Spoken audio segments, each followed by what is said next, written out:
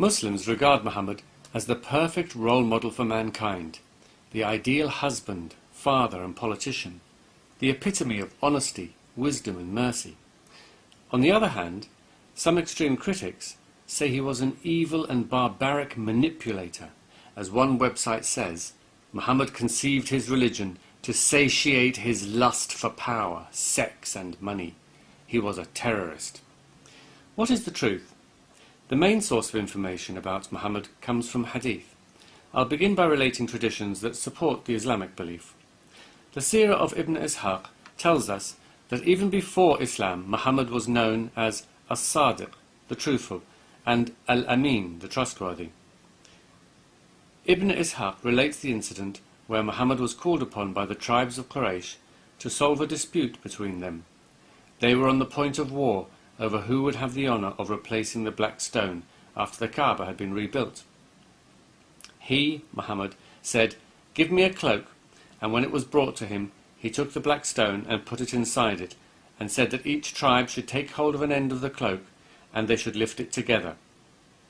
Muhammad then placed it in position, and thus shared the honour between the tribes and avoided war. Another well-known tradition, related in the Seerah, shows how even Muhammad's enemies testified to his good character and the powerful effect of the Quran. The Quraysh sent Utbah ibn Rabi'ah to offer him power and wealth to give up his mission, saying, "If what you want is money, we will gather for you out of our property, so that you may be the richest of us. If you want honour, we will make you our chief, so that no one can decide anything apart from you. If you want sovereignty, we will make you king." But the Prophet refused, and instead recited some verses from the Quran.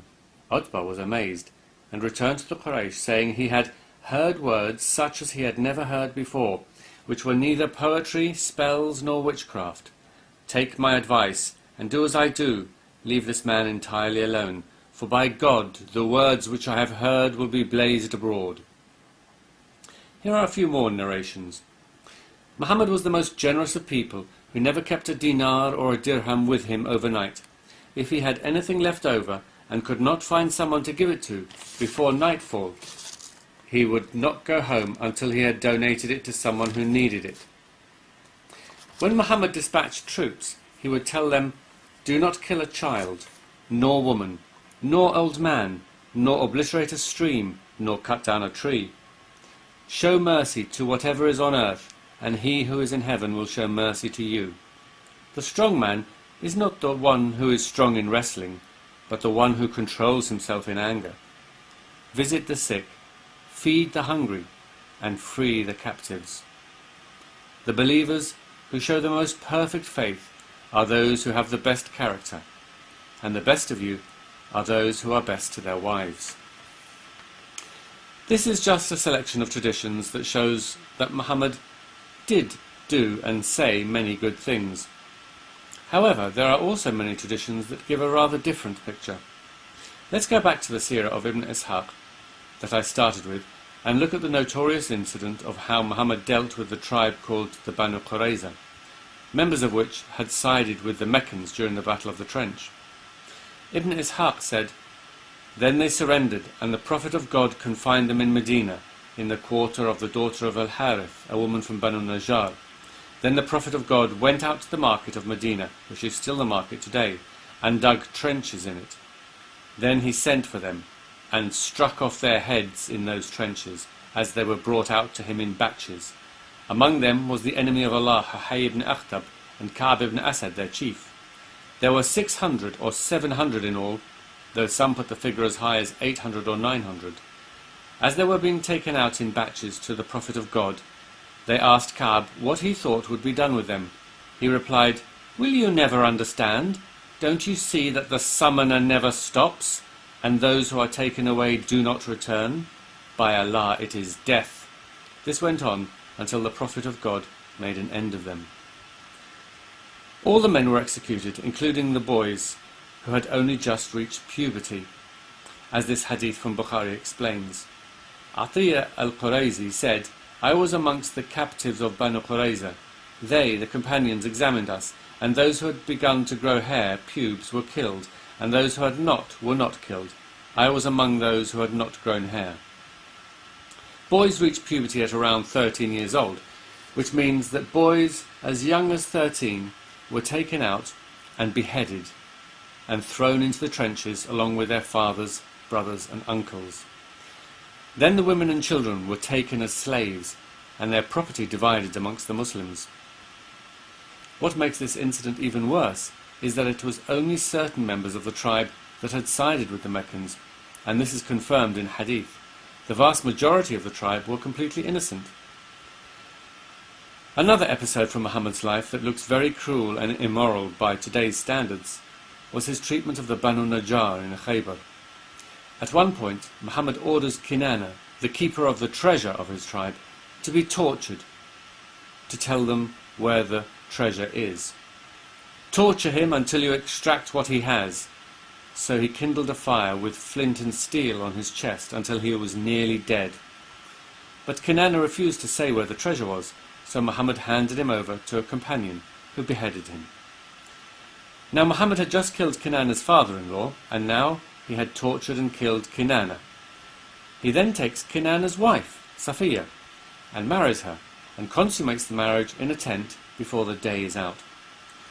When the Prophet of God married Safiya in Khaybar, on the way, she having been beautified and combed and got in a fit state, the Prophet of God passed the night with her in a tent of his. Abu Ayyub passed the night girt with sword, guarding the Prophet of God, and going round the tent until the morning. The Prophet of God saw him there and asked what he meant by his action. He replied, "I was afraid for you with this woman, for you have killed her father, her husband and her people, and until recently she was in unbelief. So I was afraid for you on her account."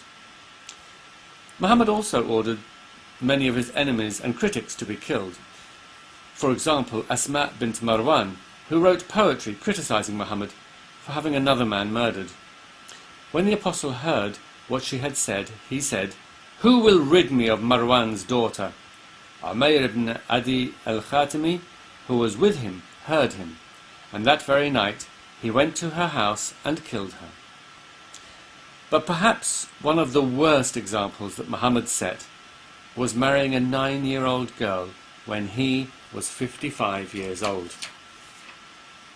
Aisha reported that Allah's Apostle married me when I was 6 years old, and I was admitted to his house when I was 9 years old.